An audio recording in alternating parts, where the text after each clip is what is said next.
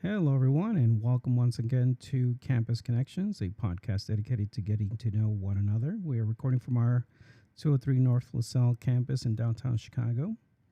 And as always, a reminder to follow us on YouTube, uh, Apple Podcasts, Spotify, Amazon Music, and any other site that you like to follow. You can always contact us at podcast at mcccollege.edu. We look forward to hearing from you. So today we have two wonderful guests. We have with us Hamza Mahmood, who is our lead instructor for IT programs. Hello, Hamza. How are you? Hi, I'm doing good. How are you? Wonderful. And we have Adriana Sabau, who is our lead instructor for foundation courses for health. Did I get that correct?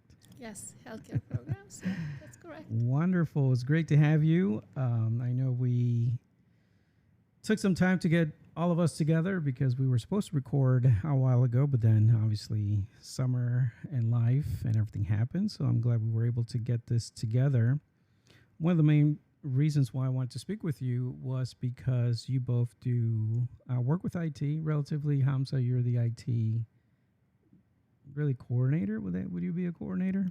You could say that. So I help with not just the program, with some admin work, and then we're also managing other programs in our other branches. Right. And Dr. Sabau, you do a lot of online classes. Yes. And really, this topic came about because you and I had a conversation about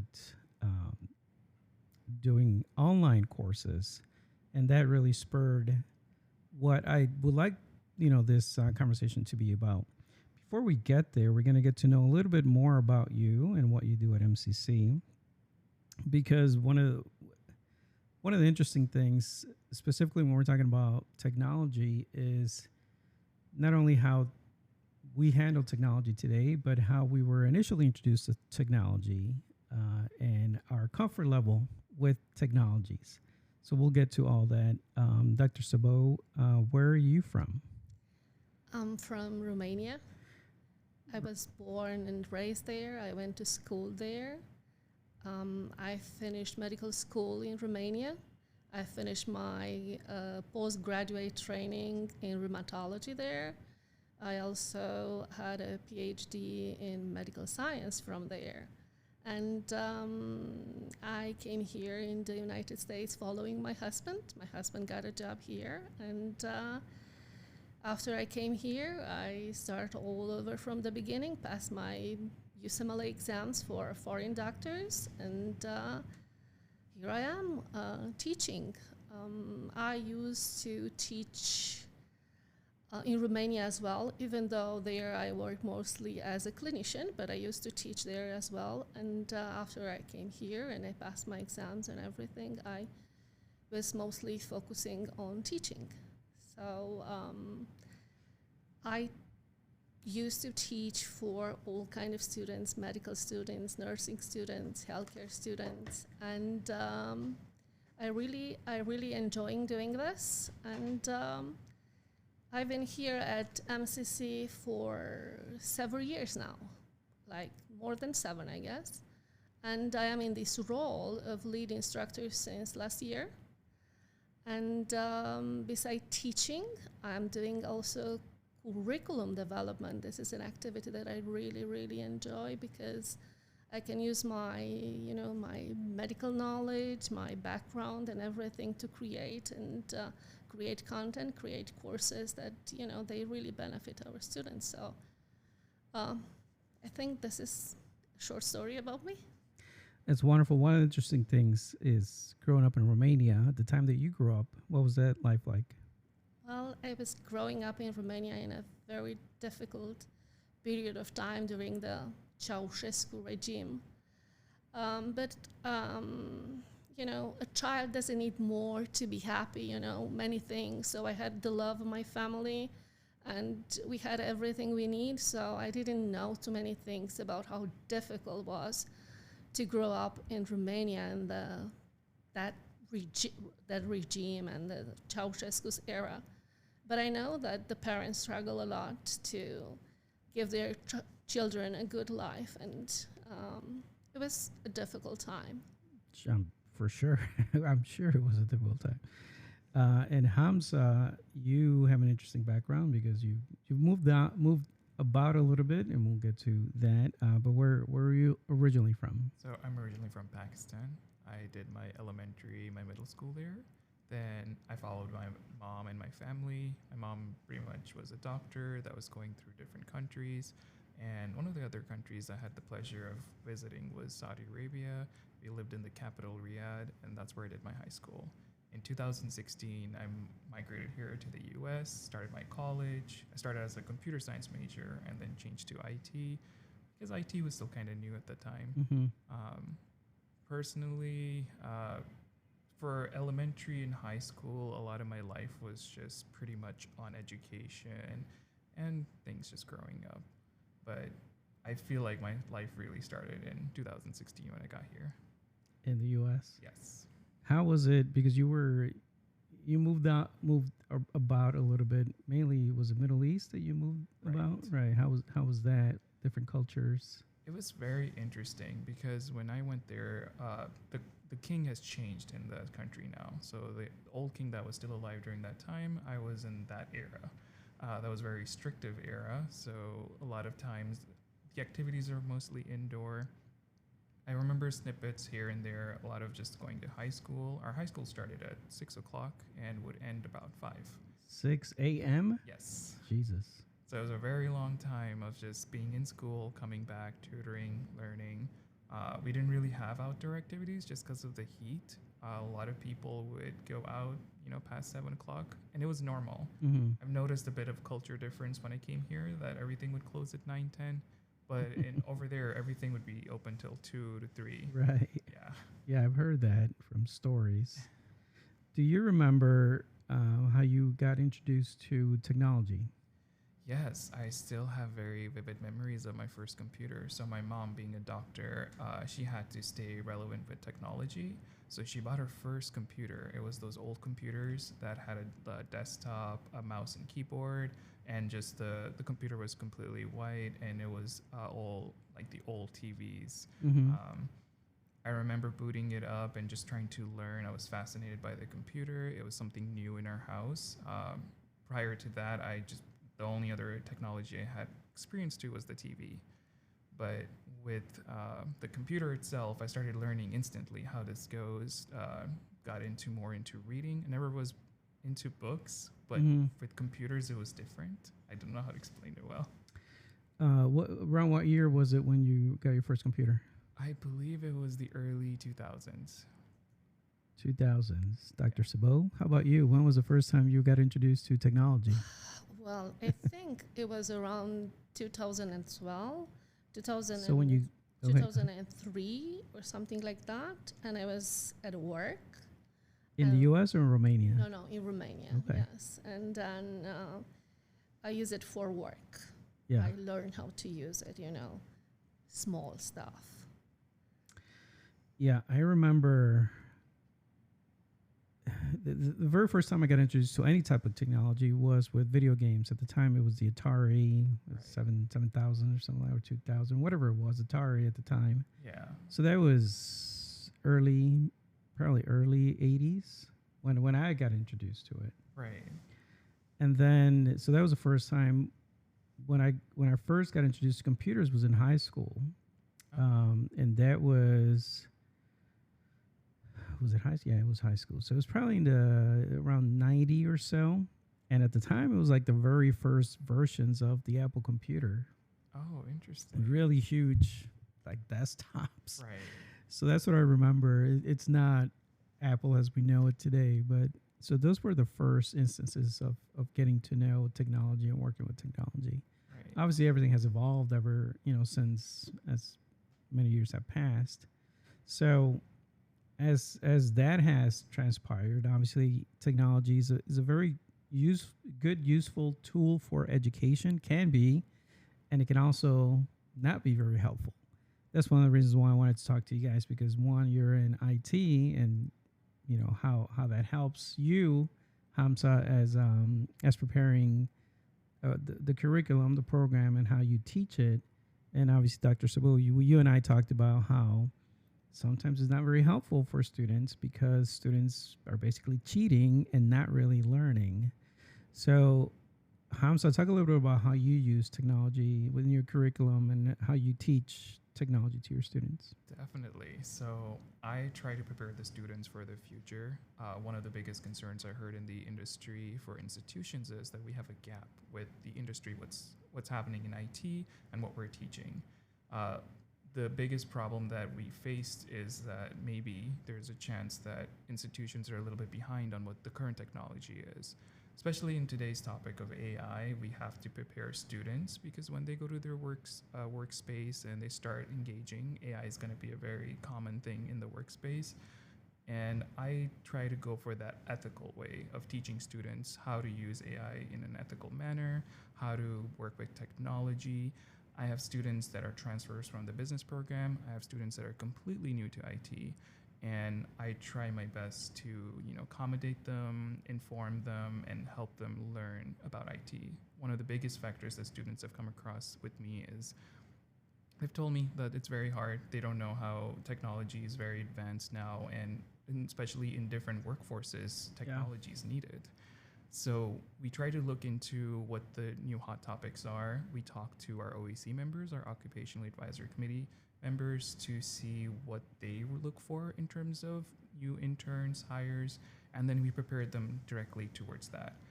I have worked with some students with their job offers to see what the qualifications are, and our program covers all the qualifications in terms of network, programming, project management, and we have professionals here that pretty much know how to teach students, engage with students, have prior experience. So that's how we counteract with what's happening in the industry and what we're teaching. How about you, Dr. Sabau? How do you use technology? What do you like, don't like?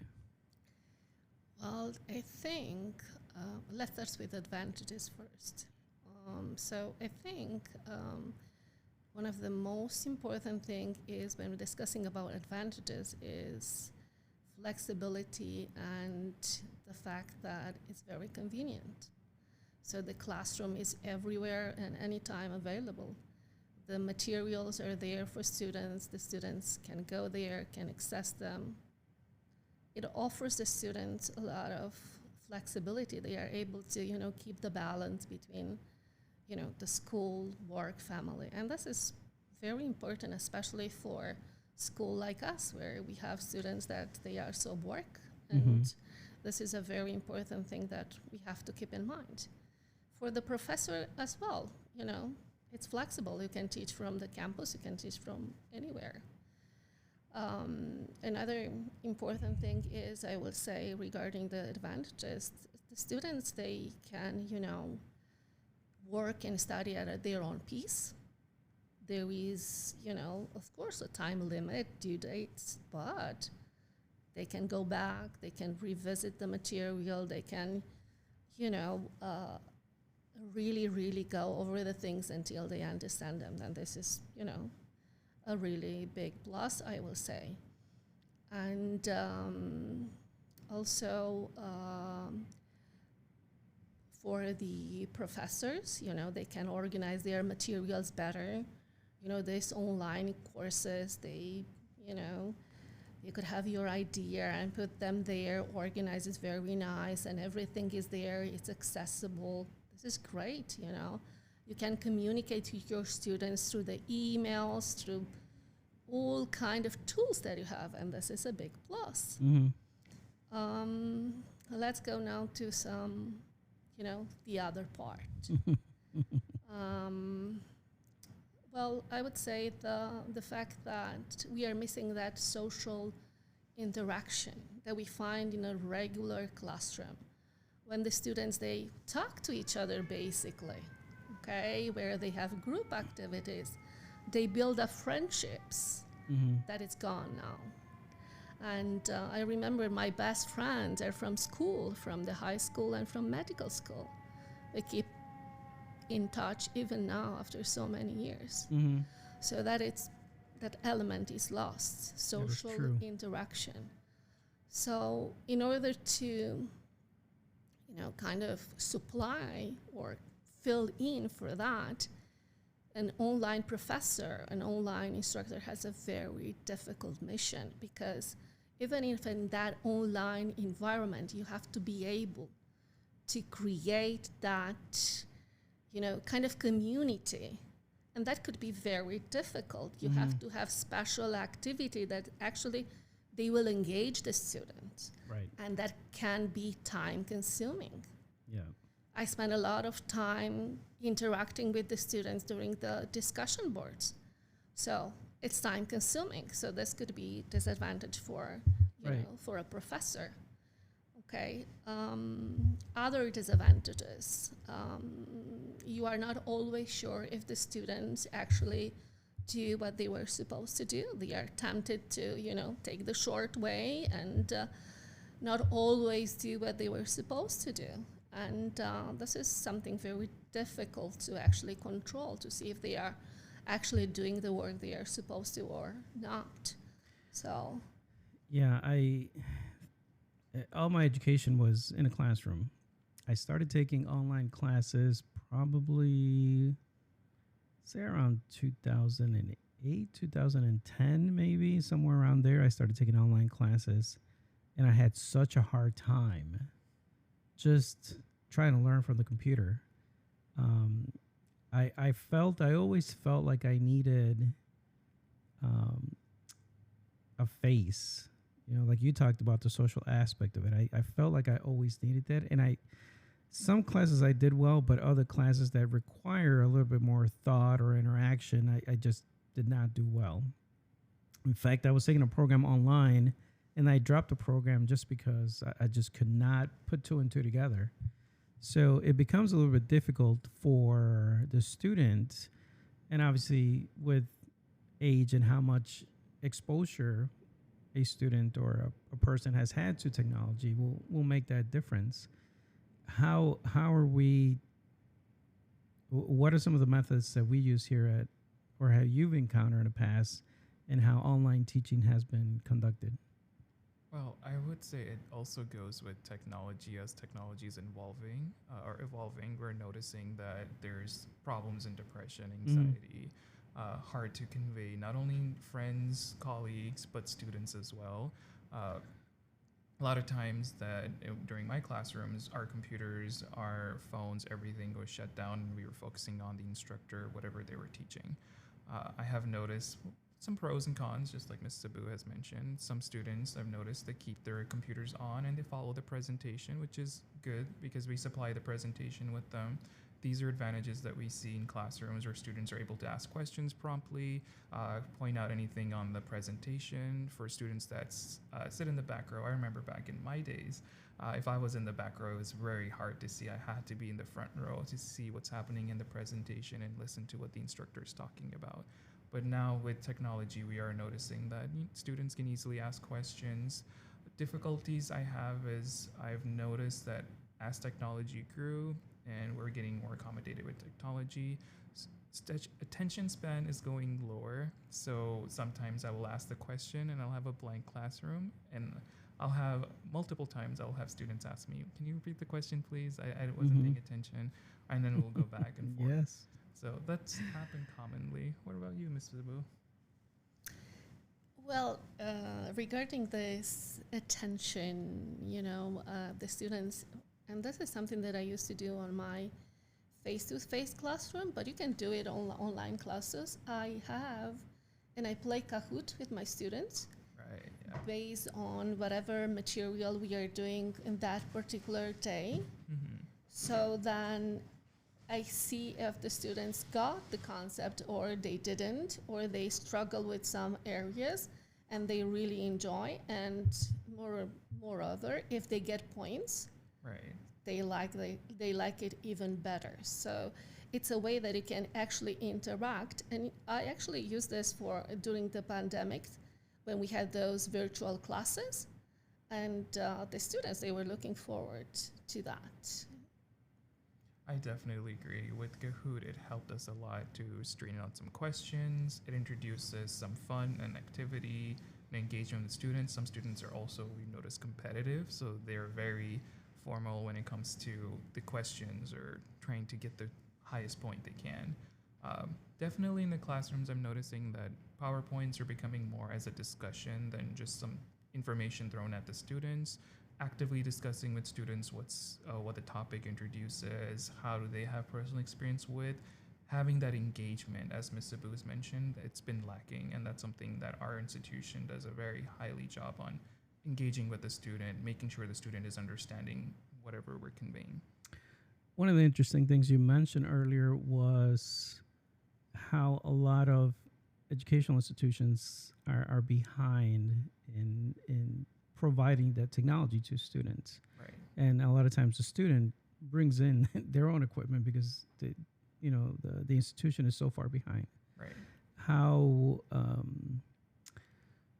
do we use video, or what are some of the things that would help aid, aside from, say, smart boards and that type of stuff? What technology would be helpful in the classroom?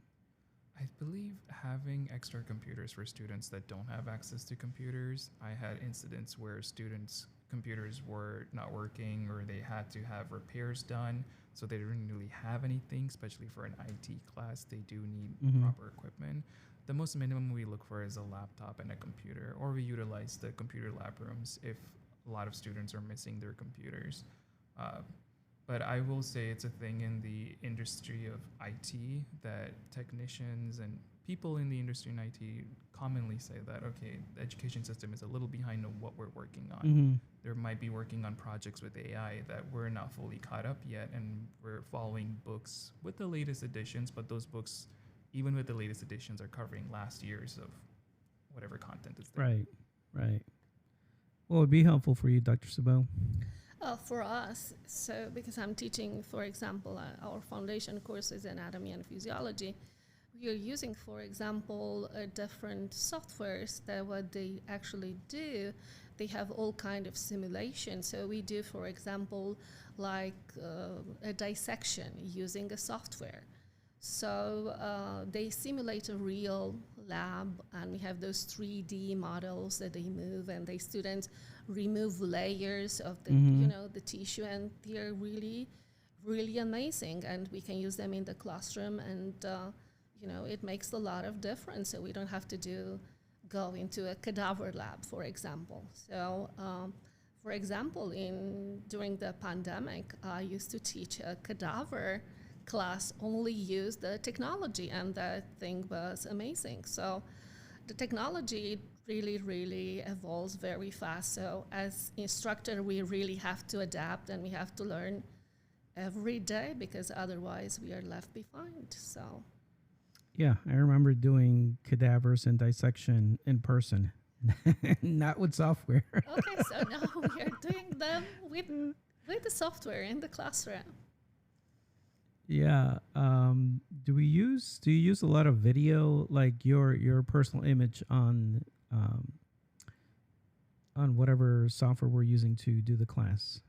Yes, we are using videos as well. Yeah, so for each module, students, they have to see certain videos as well. Well, no, I'm saying, are you personally on the screen so people can see you?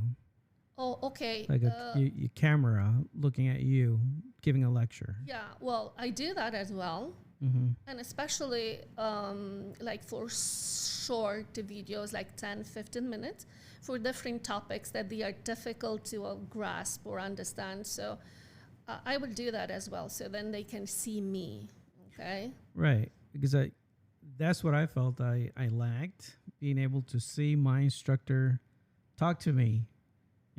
How do you deal with that? So we do a lot of virtual classrooms, and videos are on, and I've noticed that even if students don't turn on their videos and they're talking about a certain topic, the expressions on your face kind of show the student if we're getting what they're talking about. If it's a confusing topic, then obviously you'll see like the confusion face. But the videos, I do understand that does help the students to feel more engaged. I have noticed, I've conducted 2 different surveys with students and just by myself, with video on and video off, which one feels more authentic, more like the classroom is being engaged.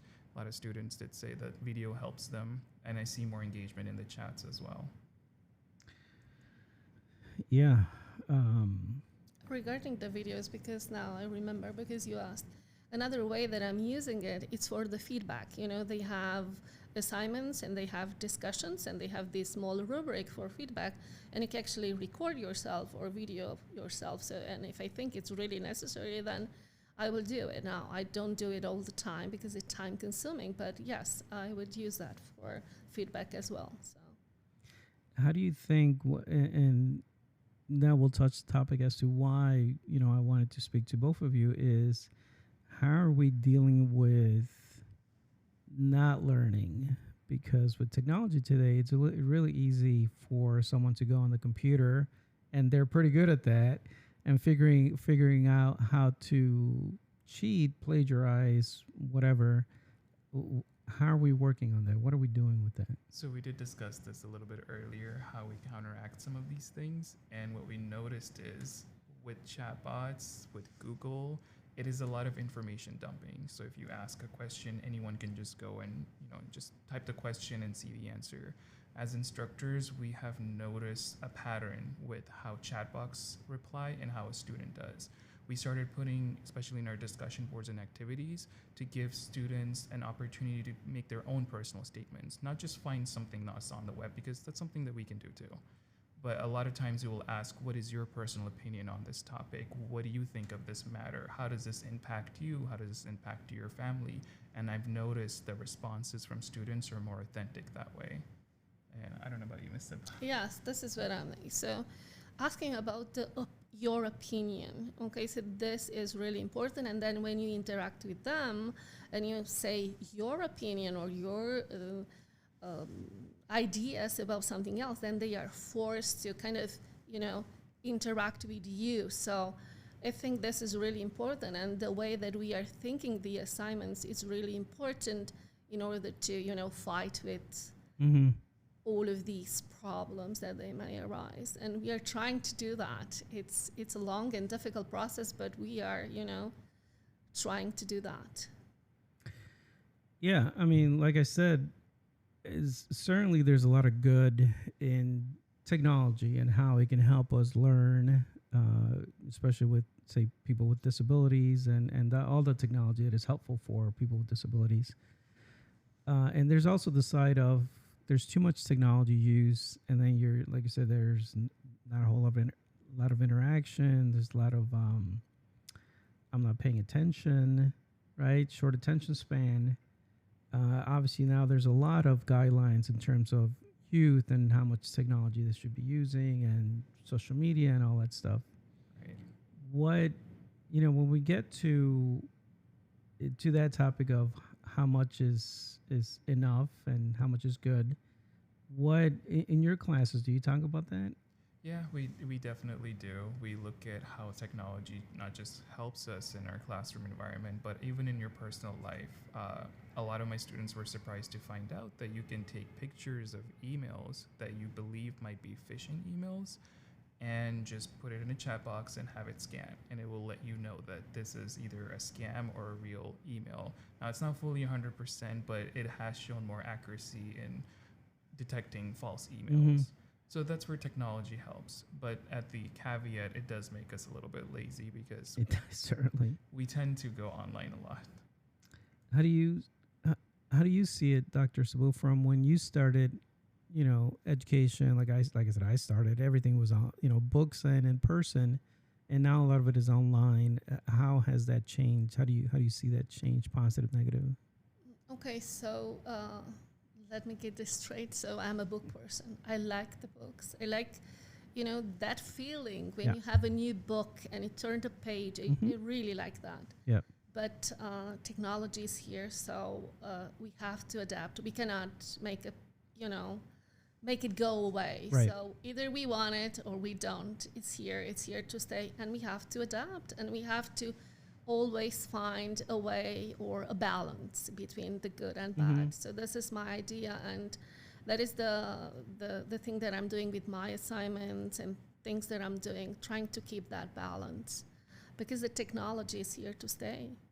Absolutely. Artificial intelligence is here to stay. So if we do not educate and we do not, learn, then we are going to be left behind. Yeah, absolutely. I started coming out of high school. I thought I wanted to be a computer engineer.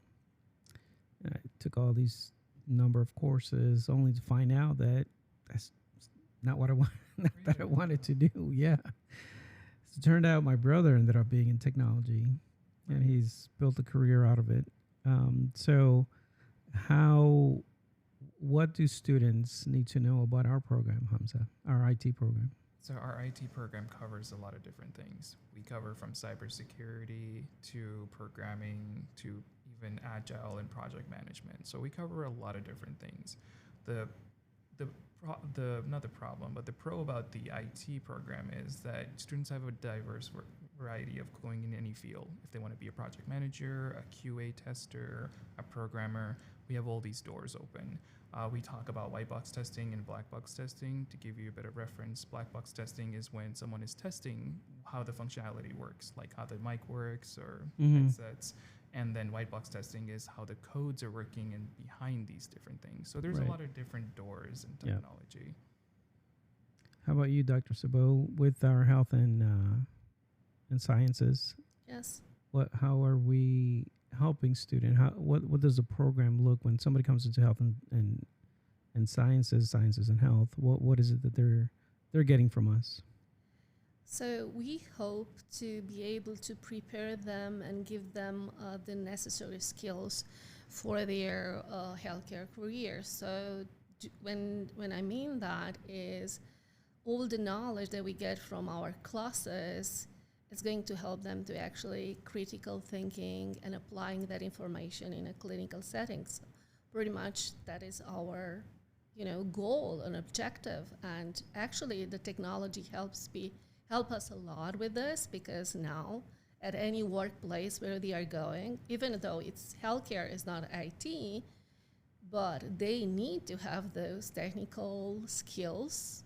They Mm-hmm. need to be able to use technology, so that it's even better. So it's a plus. Beside preparing them for be healthcare professional, very good, we Mm-hmm. hope. They have also, because they take all of these online classes, they have also the necessary skills regarding the technology, so they will be able to do very well on their job. So Right. Right. And just to add on to it, not only does the OAC members, but I've also managing the externship program. So I've sat down with employers and asked them face to face, so what difficulties do you see in the students? What is something that you would like them to learn? And the aspects of technical skills, communication skills, like just a whole agenda of things. And a lot of them are very, honored to have the students that are working in those externship sites. One of the biggest concerns that right now in the technical field is security, due to all the different attacks that we're seeing, or the cyber attacks we're seeing in the airports, Right. hospitals. So those are main concerns in the industry at the moment.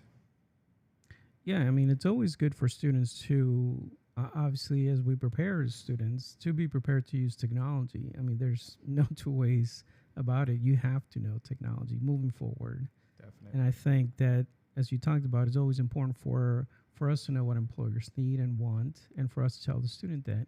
I've always said that it's really you're going to get an advantage at a smaller institution because you get that one-on-one feel. You get more information fed to you than if you were a larger institution where it's just like, lecture, go away, lecture, go away. Yeah. Right. So we definitely have to have this balance between what we're doing with technology and then what we do without technology. How do you balance that, Hamza? What do you do outside of technology? Outside of technology, I mean in the institution or just personal? Personally. Personally, I go to fitness. I've recently started doing hikes. I started exploring nature more. I told my students that I never knew how to swim. That's something I'm trying Okay. to tackle Yeah. away from technology. Of course. I do believe we do need a break from sitting in Absolutely. front of our computers. Yeah. We're getting adapted to that office environment where not only with students but faculty as well, where we just sit down and focus on our computer. We try to stand up, go around, walk around, but I think nature is something that's beautiful. Even the view behind us is Yeah, beautiful. absolutely. Yes. Yeah. How about you, Dr. Sabau? What do you do? what I'm doing, so I live with my husband. I live in suburbs, so we have a garden. So, and I help him. He works from home. He is actually a computer engineer. So Okay. he does a lot of work outside, and I help him. I have my flowers, and I do cook at home. So that's me. And we like to travel. Usually we travel by car, and then we stop in different places. Unfortunately, we don't have too much time to do that, but we really, enjoy doing that. And actually, I have my family back in Romania, and I keep in touch with them, and I talk to them weekly, sometimes even daily. So that's a lot of time as well. So, Of course. yeah. Yeah. So as we wrap up, what would be your message to a prospective student, Hamza, to come and join your program? Well, we have a variety of different things. If you're ever interested in technology, if you have any questions regarding any different programs, we welcome every single student. We don't really look at what your background is, what your profession is. Our job is to teach you and help you and guide you. That is one of the things I hone to myself, to all my students. We do our best to give you guys mock interviews, help you understand different concepts, and a lot of the instructors in this institution even wait after class for you to come to them and ask them questions. We love to engage and understand what your concerns are and how to help you better. How about you, Dr. Sabau? Because you also do you do, or who does in a different language, or don't we do something with Oh, different? we do have an ESL program, and ESL. ESL program, it has a special course that it's ESL for healthcare. So where we have international students that they are interested in studying all kind of healthcare career here in the United States. We have that, but it's part of the ESL program. Okay. But they are international students that they are interested in, studying Of our course, healthcare right. programs. Yeah. For our healthcare programs, we are preparing the students for high demanding jobs now.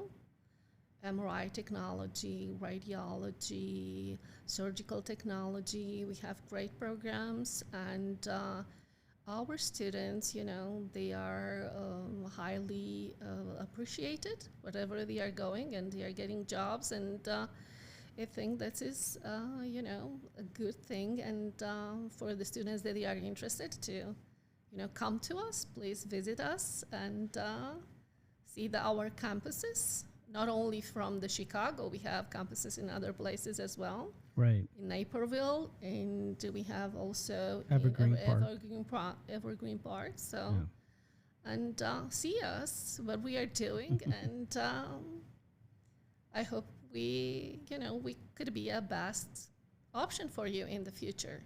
Yeah, absolutely. I think, I've spoken to this regarding this topic, that smaller institutions, there's a place, and everyone has an opportunity, that if you're not necessarily someone that's comfortable in a bigger institution with a lot of people, at a smaller institution, it's a little bit more convenient and a little bit more one-on-one feel that can potentially help get the student to where they need to be.